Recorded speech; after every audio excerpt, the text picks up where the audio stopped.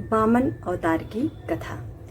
जैसे कि भगवान विष्णु के 5वें अवतार के रूप में वामन स्वरूप जाना जाता है। वामन अवतार के विषय में श्रीमद् भागवत पुराण में एक कथा आती है, जिसके अनुसार एक बार देव दैत्य युद्ध में दैत्य पराजित हुए तथा मृत दैत्यों को लेकर वे अस्ताचल की ओर चल पड़े। दैत्यराज बलि की इंद्र वज्र से मृत्यु हो जाती है। तब दैत्य गुरु शुक्राचार्य अपनी मृत संजीवनी विद्या से बलि तथा दूसरे दैत्यों को जीवित किया तथा स्वस्थ भी कर दिए। राजा बलि के लिए शुक्राचार्य एक यज्ञ का आयोजन करते हैं तथा अग्नि से दिव्य बाण तथा अभेद कवच पर सेना अमरावती पर आक्रमण कर देते हैं। असुर सेना को आते देख देवराज इंद्र समझ जाते हैं कि इस बार वे असुरों का सामना नहीं कर पाएंगे और इसलिए देवता भाग जाते हैं। स्वर्ग दैत्यों की राजधानी बन जाती है। तब शुक्राचार्य राजा बलि के अमरावती पर अचल राज्य के लिए 100 अश्वमेध यज्ञ का आयोजन करते हैं। इंद्र को राजा बलि की इच्छा का ज्ञान होता है कि राजा बलि के 100 यज्ञ पूरे होने पर फिर उनको स्वर्ग से कोई नहीं निकाल सकता है। इसलिए इंद्र भगवान विष्णु भगवान की शरण में जाते हैं तथा भगवान विष्णु इंद्र को सहायता करने का आश्वासन देते हैं। तब भगवान विष्णु वामन स्वरूप में अदिति के गर्भ से उत्पन्न होने का वचन देते हैं। इधर कश्यप जी के कहने पर माता अदिति पयोव्रत का अनुष्ठान करती हैं, जो कि पुत्र प्राप्ति के लिए होता है। तब भाद्रपद मास के शुक्ल पक्ष की द्वादशी के दिन प्रभु माता अदिति के गर्भ से प्रकट होकर अवतार लेते हैं। तब ब्रह्मचारी ब्राह्मण का रूप धारण करते हैं। महर्षि कश्यप ऋषियों के साथ उनका उपनयन संस्कार करते हैं। वामन बटुक को महर्षि पुलक, यज्ञोपवीत अगस्त्य ने मृगचर्म, मारीची ने पलाश दंड, सूर्य ने छत्र और भृगु ने खड़ाऊ, सरस्वती ने रुद्राक्ष की माला तथा कुबेर ने भिक्षा पात्र दिया। तत्पश्चात भगवान वामन पिता की आज्ञा लेकर बलि के पास जाते हैं।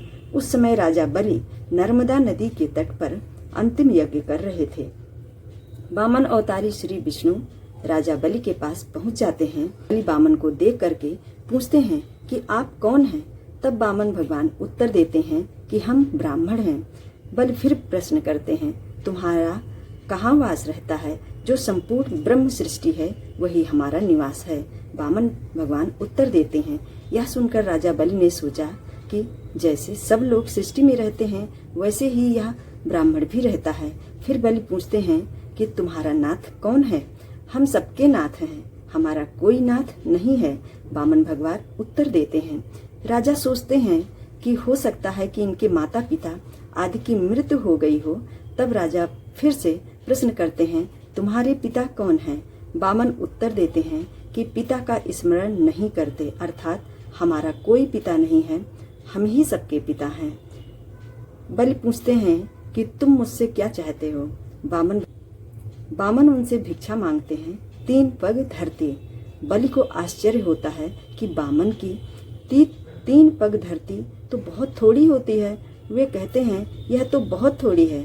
वामन कहते हैं कि इतने ही हम तीनों लोकों की भावना करते हैं, अर्थात हम 3 पग में ही त्रिलोकी नाप लेंगे। बलि के गुरु शुक्राचार्य बलि को वचन देने से रोकते हैं, फिर भी बलि नहीं मानते हैं। वामन एक पग में सभी लोक और दूसरे में पूरी धरती नाप लेते हैं। तब तीसरा पग रखने का स्थान नहीं रह जाता है। बलि के समक्ष संकट उत्पन्न हो जाता है। फिर वे अपना वचन कैसे निभाएं? तब वे अपना सिर आगे कर देते हैं। इस पर भगवान ठीक वैसा ही करते हैं और बलि को सुतल लोक में रहने का आदेश देते हैं। बलि सहस्र भगवान की आज्ञा का पालन करते हैं। इससे प्रसन्न होकर विष्णु बलि से वरदान मांगने के लिए कहते हैं। इस पर राजा बलि दिन रात भगवान को अपने पास दिव्य लोक में रहने का वर मांगते हैं तथा भगवान विष्णु अपना वचन पालन करते हुए राजा बलि का द्वारपाल बनना स्वीकार करते हैं, जिन्हें फिर बाद में देवी लक्ष्मी राजा बलि से वर मांगकर मुक्त करवा लेती हैं। इस तरह से दोस्तों ये वामन द्वादशी की संपूर्ण कथा है, जो कि भक्त आज के दिन यदि वामन द्वादशी का व्रत अनुष्ठान कर रहे हों, उन्हें इस व्रत की जो कथा है उसको जरूर पढ़ना और सुनना चाहिए। कथा के माध्यम से हमें ज्ञात होता है कि कौन सा अवतार भगवान का हमें किस रूप में प्राप्त हुआ था और इस व्रत को करने से हमें क्या क्या लाभ प्राप्त होते हैं। इन सभी प्रमुख बातों पर हमें ध्यान देते हुए किसी भी व्रत की कथा को जरूर पढ़ना और सुनना चाहिए। आज के दिन वामन भगवान का पंचामृत से स्नान कराएं। दान के रूप में चावल और दही का दान विशेष रूप से करें। किसी ब्राह्मण देवता को आज के दिन चावल और दही को उन्हें ले जा करके दान स्वरूप में भेंट करें या अपने घर बुला करके खिलाएं।